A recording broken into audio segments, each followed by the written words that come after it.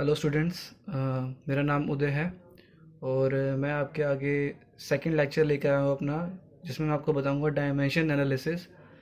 देखिए, लॉकडाउन का टाइम चल रहा है और हम सभी जानते हैं कि हम लोग घर से बाहर नहीं निकल पा रहे हैं स्टडी के लिए, चाहे और कोई भी वर्क हो उसके लिए। ठीक है, तो मैंने सोचा कि थोड़ी सी हेल्प करूं आपकी और कुछ टॉपिक्स हैं जो आपको समझाऊं, जिससे कि आपको आने वाली क्लास में जब भी स्कूल खुलेंगे तो आपको कॉन्फिडेंस हो उन टॉपिक को लेकर और आप समझ सके क्लास में बैठ के। ठीक है, तो देखिए, ये जो टॉपिक्स मैं डाल रहा हूँ, ये टॉपिक और भी पहले कई टीचर्स ने डाल रखे हैं यूट्यूब चैनल्स पर। मैं नहीं कह रहा कि वो टॉपिक कैसे हैं। देखिए, सभी ने बहुत ही अच्छे से समझाया हुआ है, तो मैंने कहता है कि आप सिर्फ मेरी ही वीडियो देखिए, उन सबकी वीडियोस भी देखिए। उन सब ने अपनी कोशिश करी है समझाने की, अपना बेस्ट दिया है, वैसे ही ये कोशिश मैं भी कर रहा हूँ। सो प्लीज़ वीडियो को एंड तक देखिएगा। ठीक है, और अगर जिस भी तरीके से आपको समझ में आती है या कोई भी कमी लगती है तो आप मेरे को कमेंट सेक्शन में बता सकते हैं। तो स्टार्ट करते हैं। डायमेंशनल एनालिसिस, डायमेंशंस क्या होती हैं? अगर हम लोग डेफिनेशन की बात करें एनसीईआरटी के हिसाब से, तो उसमें लिखा हुआ है the dimensions of the physical quantity are the power to which the fundamental units of mass, length and time must be raise to represent the given physical quantity. ये डेफिनेशन हमें एनसीईआरटी फिजिक्स की book में दी हुई है, जो कि हम डेफिनेशन पढ़ते तो समझ में नहीं आती है बिल्कुल भी। ठीक है, तो ऑब्वियसली ये फिजिक्स है तो थोड़ा सा यहाँ पर हमें इसको समझना होगा। आप बिल्कुल भी चिंता मत कीजिए, जब मैं आपको समझाऊंगा तो ये डेफिनेशन आपको समझ में आएगी। तो जिस तरीके से आपने देखा होगा कि हम लोग फिजिकल क्वांटिटीज लेते हैं, लाइक फोर्स है, वेलोसिटी है, तो उन सभी कुछ ना कुछ यूनिट्स होती हैं, हम उनको यूनिट के अंदर मेजर करते हैं। यहाँ पर हम लोग जो जिस क्वांटिटी के अंदर उसको मेजर करेंगे वो है मास। मास को एम से रिप्रेजेंट करेंगे, लेंथ उसको एल से रिप्रेजेंट करेंगे और टाइम उसको टी से रिप्रेजेंट करेंगे। ठीक है, तो स्टार्ट करते हैं। वेलोसिटी, जैसा कि आप सब लोग जानते हैं कि डिस्प्लेसमेंट अपॉन में टाइम वेलोसिटी होता है। तो डिस्प्लेसमेंट की यूनिट क्या होती है? अगर आप देखें तो डिस्प्लेसमेंट की यूनिट होती है मीटर।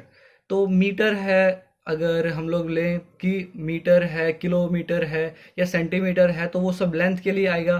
तो हम लोग उसको किसके लिए यूज करेंगे? लेंथ के लिए। तो यहाँ पर मैंने लगाया लेंथ। ठीक है, एल लिखा। और टाइम के लिए हम लोग यूज करेंगे टी, तो मैंने यहाँ पे टी लिखा।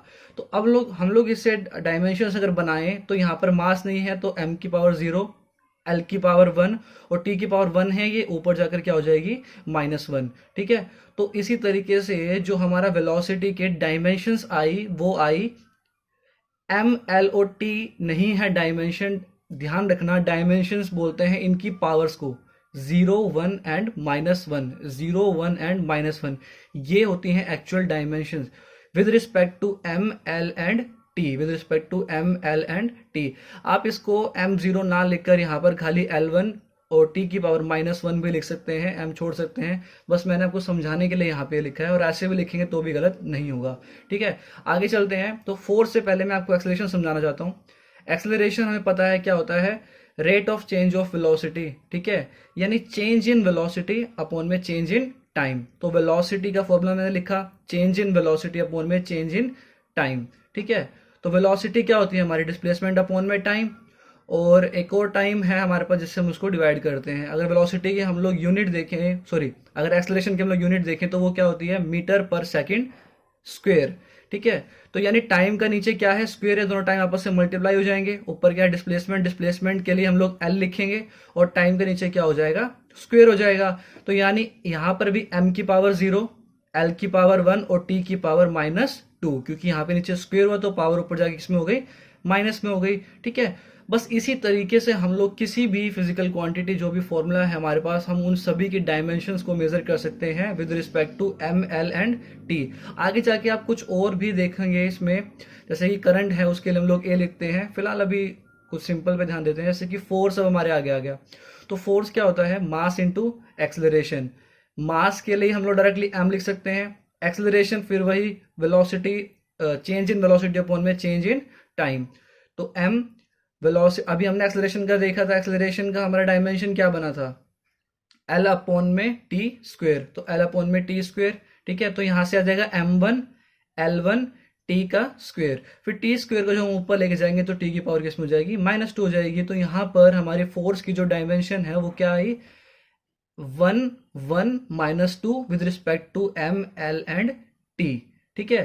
तो m1 l1 एंड टी की पावर -2, उसको इस तरीके से ब्रैकेट में क्लोज कर देते हैं। ये रिप्रेजेंट करने का तरीका है इसको। नेक्स्ट आगे चलते हैं, नेक्स्ट फॉर्मूला लेते हैं वर्क। वर्क हमारा क्या होता है, फोर्स इनटू डिस्प्लेसमेंट। फोर्स की अभी हमने ऊपर निकाली है डायमेंशन m1 l1 और t की पावर -2, तो इसको मैंने एज इट इज लिख दिया।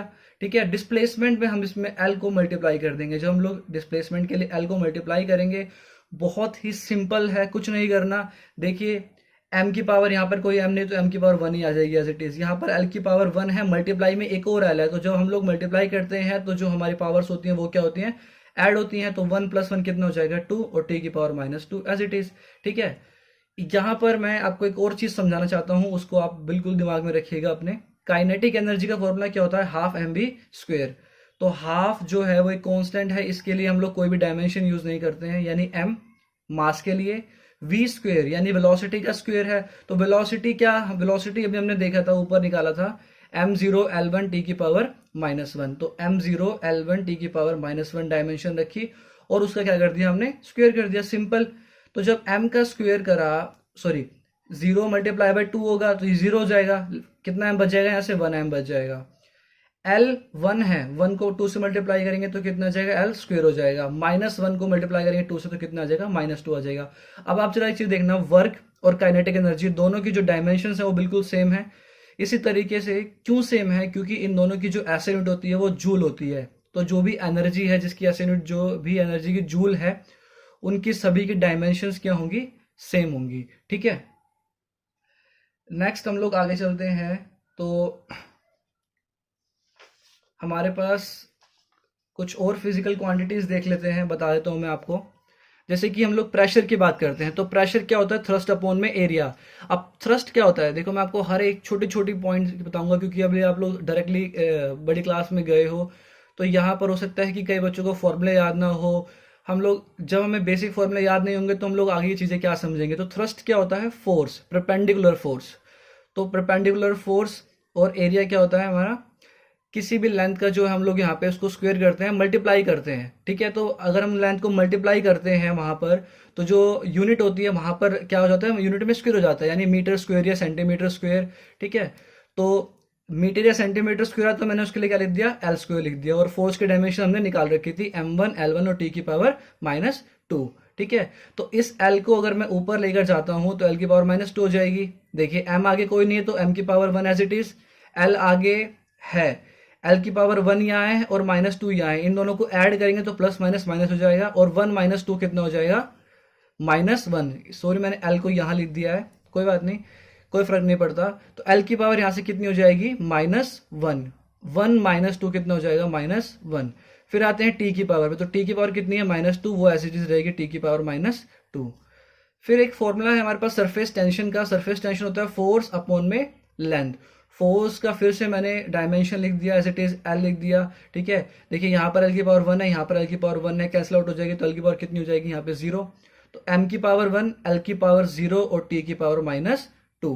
इस तरीके से हम लोग जो है डायमेंशंस निकालते हैं किसी भी फिजिकल क्वांटिटी का। नेक्स्ट एक बहुत ही इंपॉर्टेंट चीज है जो आपको ध्यान रखनी है, और कहीं पर भी आपसे ये चीज पूछी जा सकती है, क्योंकि अभी तक काफी कुछ आसान लग रहा था, और आप जो भी फॉर्मूले आगे आते जाएंगे आई होप कि आप उसके निकाल लोगे डायमेंशंस। ठीक है। नहीं निकलते हैं तो आप कमेंट करके बताइएगा कि सर इसका जो है नहीं आ पा रहा है, तो मैं फिर उस पर सारी फिजिकल क्वांटिटीज रख के हम उस पर एक और वीडियो बनाएंगे। तो देखिए इंपॉर्टेंट जो चीज मैं बता रहा था अभी आपको, जो बिल्कुल याद रखनी है वो ये है कि जो एंगल होते हैं, देखिए 2 टाइप के एंगल यहाँ पे लिखे हुए हैं, एक सॉलिड एंगल और एक प्लेन का एंगल। ये आप फिजिक्स जब पढ़ रहे हो या फिर साइंस मैथ्स पढ़ोगे तो उसमें आपको बहुत अच्छे से समझ में आएगा। प्लेन एंगल क्या है कि एक प्लेन सरफेस है, उस पर बस हम प्लेन एंगल देख रहे हैं। ठीक है। जैसे कि मान लीजिए ये यहाँ पर कोई एंगल है, तो ये एक प्लेन पे एंगल हुआ। ठीक है। ये 3D शेप नहीं है, ये एक प्लेन शेप है। और अगर मैं बात करता हूँ कि कुछ इस तरीके से कि एक कोन है, मान लीजिए ऐसे कुछ इस तरीके से कोन है, तो यहां पर जो एंगल बनेगा ये सॉलिड एंगल बनेगा। ठीक है। कैसा एंगल बनेगा, सॉलिड। अगर कोन है तो वो एक सॉलिड शेप है, 3D शेप है, उसके अंदर सॉलिड एंगल बनता है। यहाँ पर आपको उसको ज्यादा समझने की जरूरत नहीं है, बस ध्यान दीजिए कि एंगल्स जो होते हैं वो डायमेंशन लेस क्वांटिटीज होती हैं। कैसी क्वांटिटीज होती हैं, डायमेंशन लेस। बट एंगल की यूनिट होती है, जो हमारे प्लेन के एंगल होते हैं उनकी होती है रेडियन, और जो सॉलिड एंगल होते हैं उनकी होती है स्टीरेडियन। ठीक है, तो यहाँ पर एक ऐसी क्वेश्चन हमसे पूछ सकता है कि कोई ऐसी फिजिकल क्वांटिटीज बताओ जिनके पास यूनिट तो होती हैं लेकिन डायमेंशन क्या होती है, वो डायमेंशन लेस क्वांटिटी होती है। तो डायमेंशन लेस क्वांटिटी है एंगल, ठीक है, which has unit radian and steradian, लेकिन डायमेंशन लेस है। ठीक है, अब हम लोग कुछ और डायमेंशन लेस क्वांटिटी की बात कर लेते हैं, जैसे कि है रिफ्रैक्टिव इंडेक्स। ठीक है, speed of light in medium 1 upon में speed of light in medium 2। ठीक है, तो speed of light in medium 1 upon में स्पीड ऑफ लाइट मीडियम 2 लिखेंगे तो ऊपर भी मीटर पर सेकंड आएगा, नीचे भी मीटर पर सेकंड आएगा, जो कि आपस में क्या हो जाएगा, कैंसिल आउट हो जाएगा। ठीक है, तो इसकी यूनिट क्या बचेगी, नो यूनिट। हमने पहले 10th में पढ़ा है कि रिफ्रैक्टिव इंडेक्स की यूनिट नहीं होती, तो इसकी यूनिट नहीं है तो इसका डायमेंशन भी नहीं है। जिस क्वांटिटी की यूनिट नहीं होती उसका डायमेंशन वो क्या होती है, डायमेंशन लेस होती है। लेकिन यहाँ पर एक एक्सेप्शन है, वो एंगल्स हैं, ये डायमेंशन लेस होते हैं लेकिन फिर भी इनकी यूनिट होती है। ठीक है, तो आगे चलते हैं। फिर हमारे पास कुछ एप्लीकेशंस आ जाती हैं डायमेंशंस की, तो उसी में एक चीज आती है principle of homogeneity. Principle of homogeneity हमें बताता है कि only those physical quantities can be added और subtract which have same dimension. सिर्फ वही जो फिजिकल क्वांटिटीज ऐड हो सकती हैं और सब्ट्रैक्ट हो सकती हैं जिनकी सेम डायमेंशन हो। ठीक है, जिनकी क्या हो, सेम डायमेंशन हो। जैसे कि मान लीजिए आपको किसी ने कहा कि 2 kg राइस है और 4 kg राइस है, तो बताओ टोटल कितने kg राइस हो गए आपके पास, 6 kg। ठीक है, उसी तरीके से अगर आपसे कोई कहता है कि आपके पास 2 kg राइस है और प्लस में 4 सेंटीमीटर कोई भी पाइप है, तो बताओ टोटल कितना हो गया। तो आप इन दोनों क्वांटिटीज को ऐड नहीं कर सकते। उसी तरीके से एक छोटा सा एग्जांपल है बस, तो जैसे मान लीजिए कि a + b 0 हो रहा है, तो यानी दोनों ये आपस में ऐड होके, मान लीजिए ये माइनस हो सकता है, ये माइनस को, या फिर ये माइनस को, तो आंसर 0 आ रहा हो। बस फर्क इतना है कि दोनों आपस में प्लस या सब्ट्रैक्ट हुए हैं, इसका मतलब दोनों फिजिकल दोनों की डायमेंशन क्या है, सेम है। a - b होके 0 है, इन दोनों की डायमेंशन भी क्या है, सेम है। a - b - c 0 रिप्रेजेंट कर रहे हैं, तो इनका मतलब इनकी भी जो डायमेंशंस है वो क्या है, सेम है। तो सेम फिजिकल क्वांटिटीज है ये, तो इनकी डायमेंशन भी सेम है। कुछ एक एग्जांपल करते हैं, जैसे कि वेलोसिटी, जो हमारे पास first equation of motion 9th class में पढ़ते हैं, वो क्या होती है, v = u प्लस में at, जहां पर v क्या होती है हमारे पास फाइनल वेलोसिटी, u क्या होती है हमारे पास इनिशियल वेलोसिटी, और एक्सेलरेशन होता है a, और t होता है हमारे पास टाइम। मान लीजिए कि v = x प्लस में yt लिखा हुआ है और हमसे पूछा गया है कि x और y की डायमेंशंस फाइंड करो। क्या फाइंड आउट करो, x और y की डायमेंशन। तो मैं इस x को भी और yt को भी, दोनों को यहाँ ले आता हूं, तो v - x - yt हो जाएगा, इज इक्वल्स टू में 0 हो जाएगा। जब इज इक्वल्स टू में 0 हो गया तो इसका मतलब क्या है कि इन सभी की डायमेंशन क्या है, सेम है। बहुत ही डीपली यहाँ पर आपको देखना है, समझना है मैं क्या समझाने की कोशिश कर रहा हूँ। v की डायमेंशन x के बराबर x कितनी है, और x की जो डायमेंशन है वही डायमेंशन y की नहीं है, वो डायमेंशन है yt की। ठीक है, तो आइए सॉल्व करते हैं। तो अगर मैं डायमेंशन निकालता हूं x की, क्योंकि मुझे v की तो पता है, v क्या है, वेलोसिटी, v क्या है, वेलोसिटी, लेकिन मुझे यहाँ नहीं पता कि x क्या है, तो उसकी डायमेंशन कितनी आनी चाहिए। लेकिन हमें ये रूल पता है, प्रिंसिपल होमोजेनिटी पता है। So dimension of v is equals to dimension of x, dimension of x होगी। ठीक है, तो आगे चलते हैं। तो v की डायमेंशन मैंने लिखी m0 L1 t की power -1 which is equals to x, बस सिंपल। अब आप लोग खुद देखो, x क्या था यहाँ पे, वेलोसिटी, तो वेलोसिटी की जो डायमेंशन है वो वेलोसिटी से इक्वल आनी चाहिए थी, तो वो इक्वल आई। चलिए आगे चलते हैं। अब dimension of x is equals to dimension of yt, इस बात को जरा ध्यान रखना। यहां पर आप खाली y नहीं लिखोगे, यहां पर t भी है, तो डायमेंशन ऑफ x वो इक्वल होगी डायमेंशन ऑफ yt के। तो आइए निकालते हैं। तो yt मैंने लिखा, x की डायमेंशन ये आ चुकी थी m0 L1 t की पावर -1, t को मैंने वहां पे जो डिवाइड में गया, यानी t से टाइम है तो टाइम के लिए क्या लिख लेंगे हम लोग, t लिख देंगे। तो ऊपर एक टी माइनस का है, नीचे एक टी प्लस का है, ऊपर जाके माइनस का हो जाएगा, तो -1 और एक और -1 आके क्या हो जाएंगे, ऐड हो जाएंगे, तो टी की पावर क्या हो जाएगी, -2 m0 और l की पावर 1। ठीक है, तो इसी तरीके से हम लोग डायमेंशन फाइंड कर सकते हैं। अब आप लोग देखोगे कि ये जो डायमेंशन निकली है, आपने नोट्स में देखना जो भी आपने बनाए हैं, वो डायमेंशन ये एक्सलरेशन की निकली है, और यहाँ पर लिखा भी क्या हुआ था, एक्सलरेशन ही लिखा हुआ था।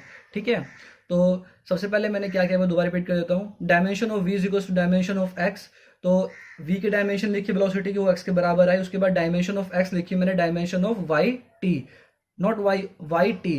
तो वाई टी करा, डायमेंशन निकालनी थी वाई की, तो मैंने टी को पहले हम भेजा, टी के लिए यहाँ पर टी आ गया m0 L1, टी की पावर ऊपर गई तो -1 हो गई, -1, और -1 एक और पावर क्या बनाया, -2। ठीक है, अब हम लोग कुछ एप्लीकेशंस की बात कर लेते हैं। अगर पढ़ेंगे तो फिर वही चीज़ें ढंग से समझ में नहीं आती है, लेकिन जब सॉल्व करते हैं, क्वेश्चन करते समझ में आता है। Checking the result obtained, conversion from one system unit to another, driving relationship between physical quantities. ठीक है, तो अभी हमने एक पीछे एक एप्लीकेशन देखी थी जिसमें हम लोगों ने यूनिट्स डायमेंशंस फाइंड आउट करी थी एक पूरी इक्वेशन से। यहाँ पर हम लोग आगे ये भी चेक कर सकते हैं कि जो हमारी फिजिकल क्वांटिटी दी गई है, जो हमारा फॉर्मूला दिया गया है, वो क्या वो ठीक है या नहीं है। ठीक है, और अगर ठीक नहीं है तो हम उसको कैसे ठीक कर सकते हैं। ठीक है, तो ये कुछ एप्लीकेशन है, कुछ क्वेश्चन है, जैसे कि मैंने स्टार्ट किया कि एनसीईआरटी के एक एग्जांपल से। उस एग्जांपल में मैं बोल रहा है कि let us consider an equation, एक इक्वेशन उसने हमें दी है, half M V square is equal to M G H. आप जानते हो काइनेटिक एनर्जी होती है, आपको जानते हो ये पोटेंशियल एनर्जी है। ठीक है, और दोनों की ही जूल होती है ऐसे, तो दोनों की डायमेंशन जो है वो भी क्या आएंगे, सेम आएंगे। लेकिन कब, जब आप लोग जानते हो उस बात को, और आप लोग नहीं जानते तो कैसे निकालते। उसने बताया कि m जो है मास है, v जो है वेलोसिटी है, g acceleration due to gravity है, और h क्या है, हाइट है। ठीक है, check whether this equation is dimensionally correct. तो आप चेक कीजिए कि जो इक्वेशन है ये डायमेंशनली करेक्ट है या नहीं है। उसके लिए एक सिंपल सा रूल लगाना होता है, वो है ये।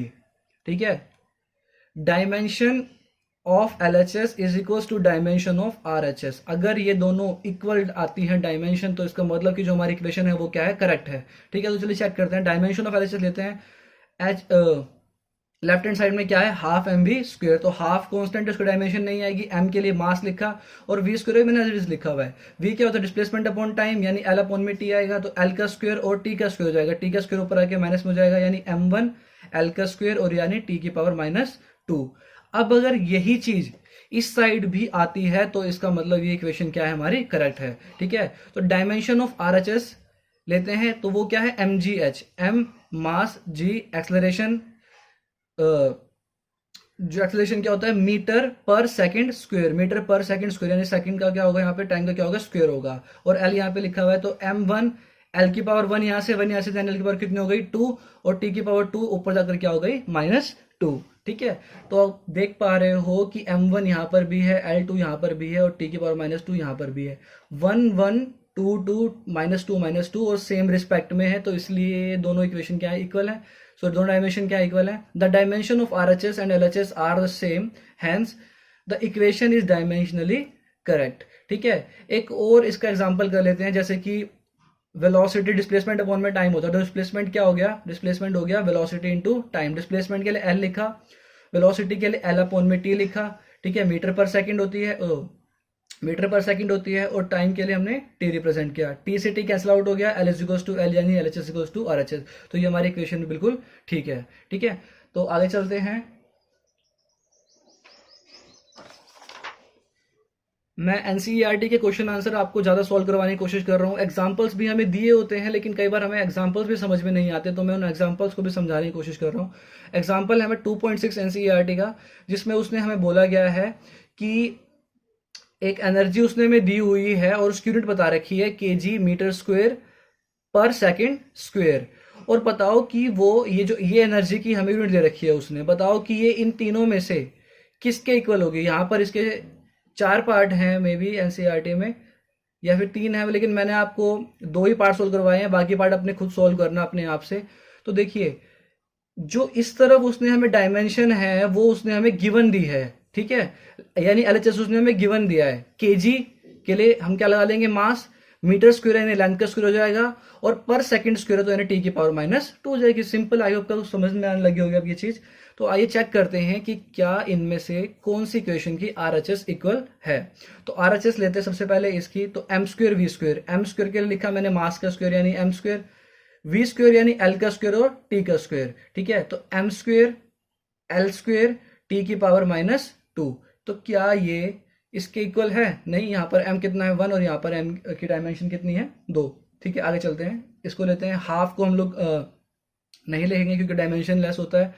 तो m के लिए m1 v स्क्वेयर यानी l का स्क्वेयर और t की पावर -2, क्यों t नीचे आता है तो t का स्क्वेयर हो जाएगा, ऊपर लेंगे तो पावर क्या हो जाएगी -2, और वो इसके क्या है इक्वल है, यानी इसमें LHS और RHS क्या है इक्वल है। तो कह सकते हैं कि ये वाली इक्वेशन इसके लिए ठीक है।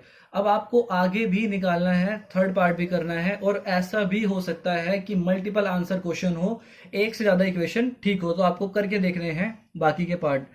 तो आगे चलते हैं। एक और एनसीईआरटी का क्वेश्चन मैंने आपके आगे लिया है जिसमें बहुत बड़ी स्टेटमेंट दी हुई थी कि 2.15 है, ये फिजिक्स का आपका एग्जांपल है कि m इज इक्वल्स टू, यहाँ पर भी मास है ये भी मास है, 1 माइनस वी स्क्वेयर हाफ, यानी ये अंडर रूट में किसी बच्चे ने एक एक्सपेरिमेंट किया है और उससे ये फॉर्मूला ऑब्टेन किया है, लेकिन उसमें वो स्पीड ऑफ लाइट को रखना भूल गया है। तो वो स्पीड ऑफ लाइट को किस रिलेशन में रखे कि ये उसका जो फॉर्मूला है वो ठीक हो जाए। अभी आप लोग देख सकते हैं कि यहाँ पर मास है यानी m की पावर 1 है, l नहीं है तो l 0 है, टाइम नहीं तो t भी 0 है, लेकिन यहाँ पर m के साथ साथ वेलोसिटी भी रखी हुई है, तो वेलोसिटी की भी कुछ ना कुछ यूनिट आएगी, यानी l भी आएगा और t की पावर भी आएगी। तो यहाँ पर आपको l और t को रिमूव करना है। तो देखिए किस तरीके से कर सकते हैं, बहुत ही सिंपल है।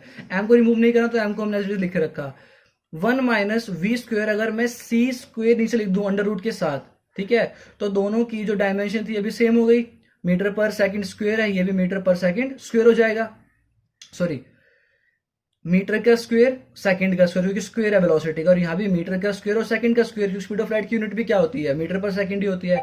तो अब इन दोनों की यूनिट क्या हो जाएगी, कैंसिल आउट हो जाएगी, ठीक है।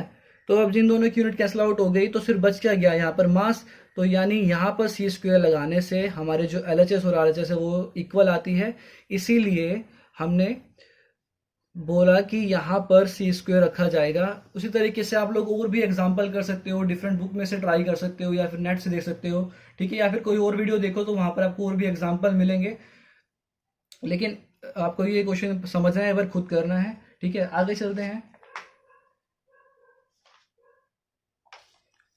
तो फिर से एक एनसीईआरटी का 2.14 क्वेश्चन है, ये 14 क्वेश्चन है एनसीईआरटी का।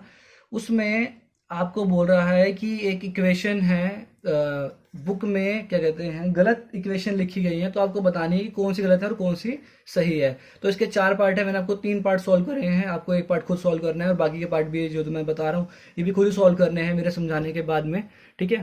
तो स्टार्ट करते हैं। y is equal to a sine 2 pi t upon में t, समझने की कोशिश करना, कोई भी अलग और बड़ी चीज नहीं है। ऐसा लग रहा है कि ये कितने क्या आ गया, साइन आ गया, 2 पाई आ गया, जरा समझते जाइएगा। जो y है यहाँ पर वो डिस्प्लेसमेंट है, y यहाँ पर क्या है डिस्प्लेसमेंट, वो उसने दिया हुआ है। a भी यहाँ पर डिस्प्लेसमेंट है, t यहाँ पे टाइम है और t यहाँ पर भी क्या है टाइम है। तो आइए स्टार्ट करते हैं।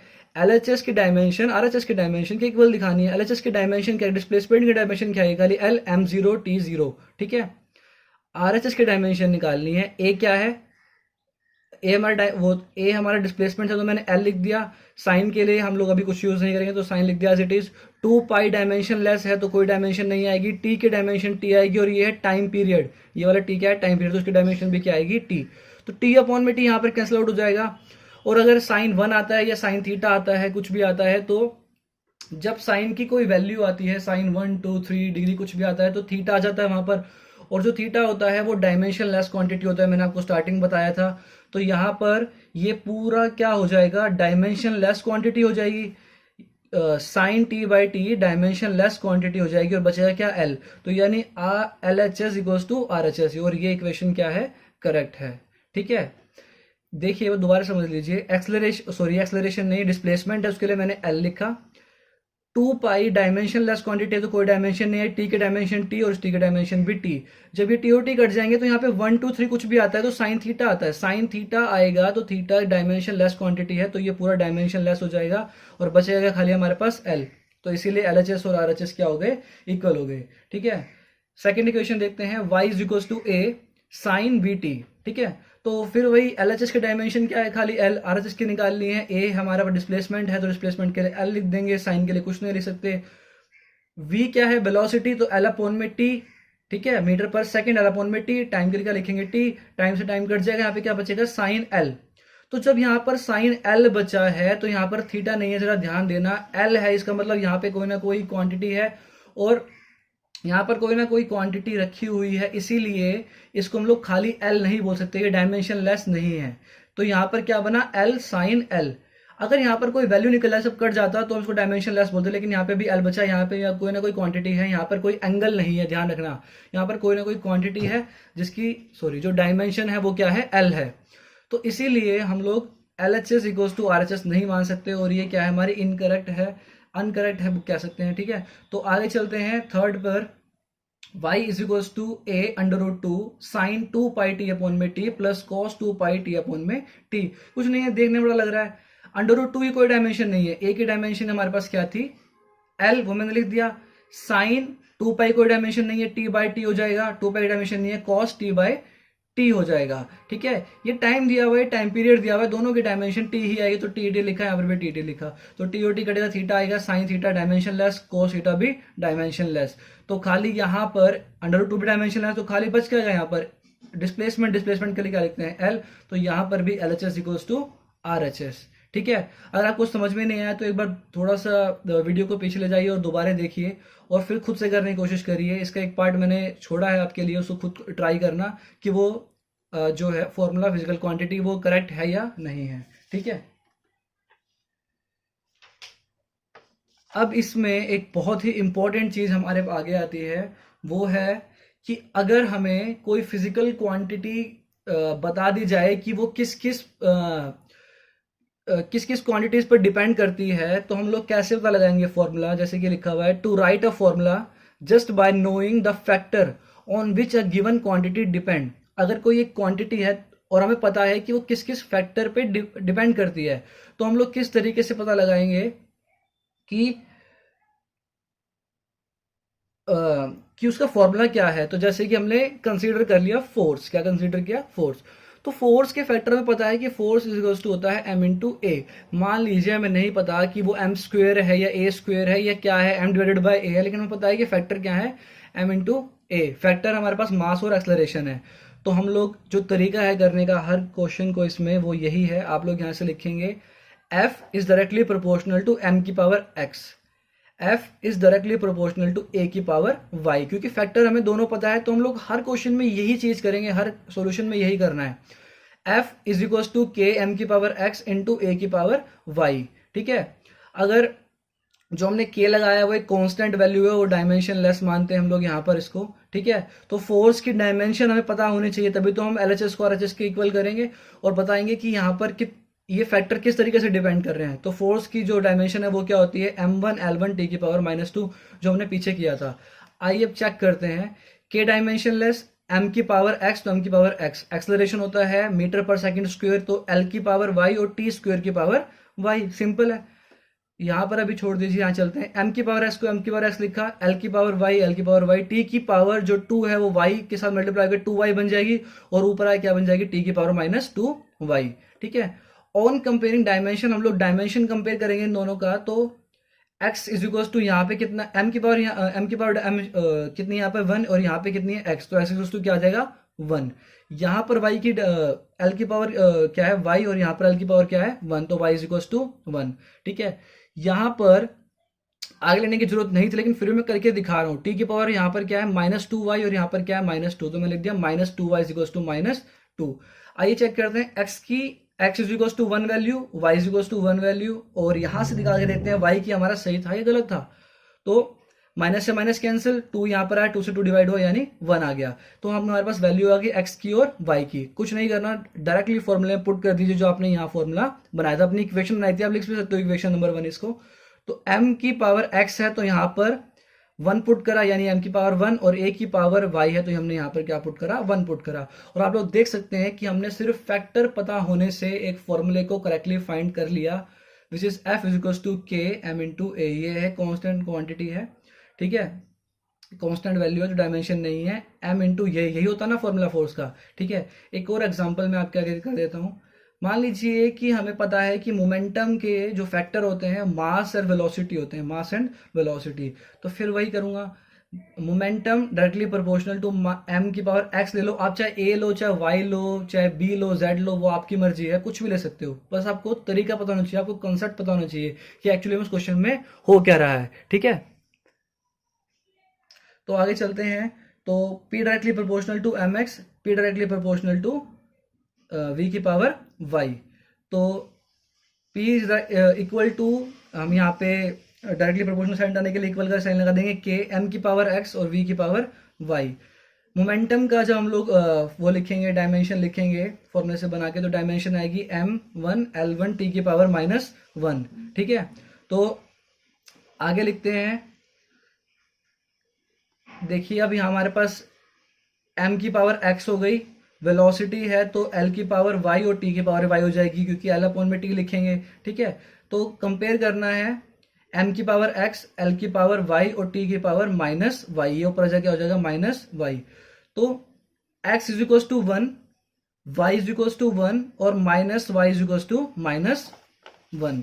ठीक है, तो on comparing m1 is equal to mx था, l की power 1 is equal to l की पावर y थी, और t की power -1 is equal to t की पावर -y थी। तो x इज इक्वल टू 1 हो जाएगा, y इज इक्वल टू 1 हो जाएगा, -y इज इक्वल टू -1। तो y भी कितना आ गया, 1, यानी दोनों जगह से y की वैल्यू क्या है, सेम आई। सिंपली जो हमने पहले क्वेश्चन आई थी उसमें वैल्यू पुट कर दीजिए। तो मोमेंटम क्या हो जाएगा, m की पावर 1 और y की पावर भी 1। सॉरी यहाँ पे मैंने y गलत लिख दिया है, यहां पर हमारे पास क्या आएगा, जब हमने देखा था कि v की पावर y थी, क्या थी, v की पावर y, तो यहां पर v की पावर अगर y थी तो मोमेंटम का फॉर्मूला क्या बन जाएगा कि m की पावर 1, क्योंकि x की वैल्यू 1 थी, और v की पावर y थी, y की वैल्यू भी कितनी आई है हमारे पास 1, तो हम लोग y को भी क्या लिख लेंगे 1। तो ये बन गया हमारा मोमेंटम का फॉर्मूला। ठीक है, फिर से मैंने यहाँ y लिख दिया, I am really sorry, v। ठीक है, एक बार मैं दोबारा लिख देता हूँ, m into v, mass into velocity. ठीक है, आइए आगे चलते हैं। ठीक है, तो हम लोग आगे चलते हैं, उसमें फिर हमारे पास एनसीईआरटी का क्वेश्चन आ जाता है। एग्जाम्पल है 2.7। 2.7 एग्जाम्पल जो भी मैंने आपको चीज़ समझाई बिल्कुल उसी के ऊपर बेस्ड है, तो आप चाहो तो जाकर वहां से इस क्वेश्चन खुद कर सकते हो। फिर भी मैंने आपको समझा रखा है, जाके अपने आंसर मिलाइए, देखिए कि आपने इस तरीके से किया या नहीं। तो उसने कहा है कि बच्चे ने एक्सपेरिमेंट किया है, मैं पूरा क्वेश्चन नहीं लिख रहा हूँ। उसने टाइम पीरियड के लिए फॉर्मूला बनाया है, जो कि टाइम पीरियड एक पेंडुलम का एक्सपेरिमेंट कर रहा है, वो आप लोग इसको आगे पढ़ोगे। जिस पे उसने कहा कि ये फैक्टर पे डिपेंड करता है, लेंथ पे, मास पे और एक्सेलरेशन ड्यू टू ग्रेविटी पे। तो हमें बताना है कि वो टाइम पीरियड किस तरीके से इन फैक्टर्स पे डिपेंड करता है और हमारा फॉर्मूला क्या बनता है। ठीक है, तो फिर वही t directly proportional to l की पावर, कुछ भी मान लेंगे कांस्टेंट, मैंने a मान लिया इस बार, बोलोगे बार बार सर x y ले रहे हो। ठीक है, t की power t directly proportional to m की power b, t directly proportional to g की पावर c। अब देखिए m पहले लीजिए, l पहले लीजिए, g पहले लीजिए, कोई फर्क नहीं पड़ता। यहाँ मैंने जानबूझ के थोड़ा सा आगे पीछे लिखा है ताकि आप इन चीजों को अच्छे से समझ पाओ। ठीक है, तो आगे चलते हैं। तो फॉर्मूला क्या बनेगा, t इज इक्वल टू, फिर एक कांस्टेंट आ जाएगा प्रोपोर्शनलिटी का साइन हटाने के लिए, l की पावर a, m की पावर b और g की पावर c। टाइम पीरियड का अगर हम लोग डायमेंशन निकाले तो m की पावर 0, l की पावर 0 और t की पावर क्या हो जाएगी 1 हो जाएगी, क्योंकि यहाँ पे t है खाली, तो t की पावर 1 हो जाएगी। तो अब हम यहाँ पे देखते हैं, तो लेंथ के लिए मैंने लिखा l, उसकी पावर a, मास के लिखा मैंने m, उसकी पावर b, और एक्सेलरेशन क्या होता है, मीटर पर सेकंड स्क्वायर, तो टाइम का स्क्वायर यानी 2c हो जाएगा, मल्टीप्लाई करूंगा तो c से, और यहाँ पे क्या हो जाएगा lc हो जाएगा। समझे बात को, 2c क्यों आया, c से पूरा g मल्टीप्लाई है, तो टाइम में भी c मल्टीप्लाई होगा उसके स्क्वायर में।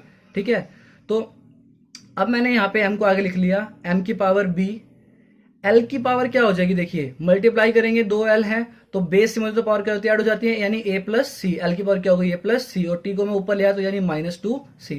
कुछ नहीं, सिंपल कंपेयर करना है। m की पावर यहाँ पर कितनी है 0 और यहाँ पर कितनी है b, तो b की वैल्यू कितनी आ गई 0। l की पावर यहाँ पे कितनी है a प्लस सी और यहाँ पर कितनी है 0, यानी a plus c is equal to 0।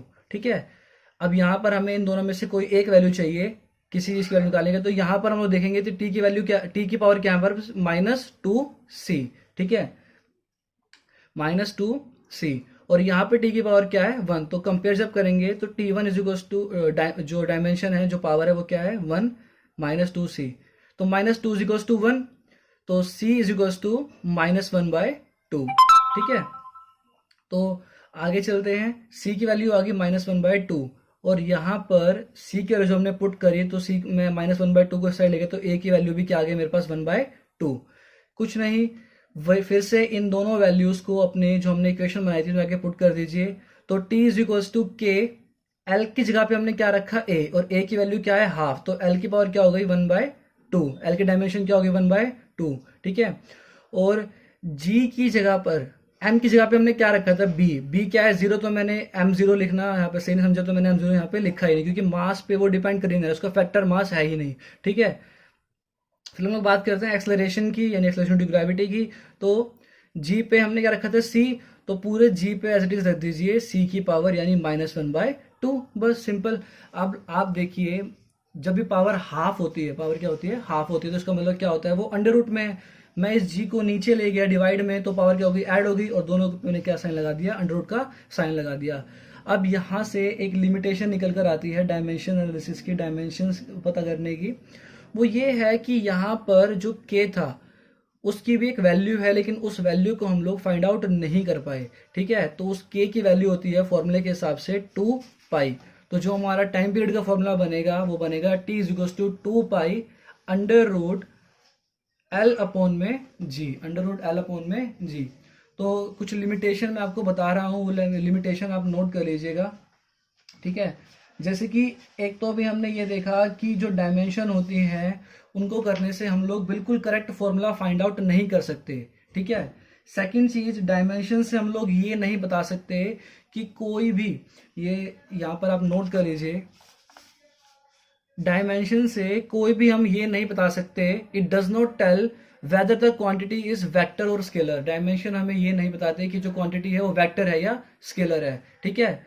और trigonometric, exponential and logarithmic terms can not be analysed. जब हम इसमें ये टर्म्स डालते हैं ट्रिग्नोमेट्रिक, एक्सपोनेंशियल और लोगरिथमिक, तो ये टर्म्स इसमें एनालाइज हम लोग नहीं कर सकते, ठीक है। तो ये लेक्चर मैं यहीं पर ख़त्म करता हूँ। तो आई होप कि आपको समझ में आया होगा, और एक बार जो क्वेश्चन मैंने कराए हैं उनको दोबारा करके देखिएगा। सो प्लीज़ ये मत सोचिएगा कि ऐसी वीडियोस तो बहुत सारी हैं, हम आपकी वीडियोस ही क्यों देखें, हर कोई अपना एफर्ट करता है, मैं भी अपना एक एफर्ट कर रहा हूँ कि मैं आपको बिल्कुल आसानी से चीज़ों को समझा सकूँ।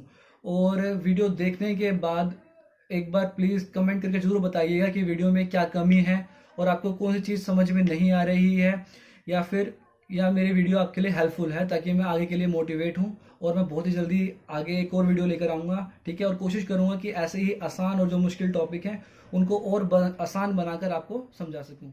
Thank you.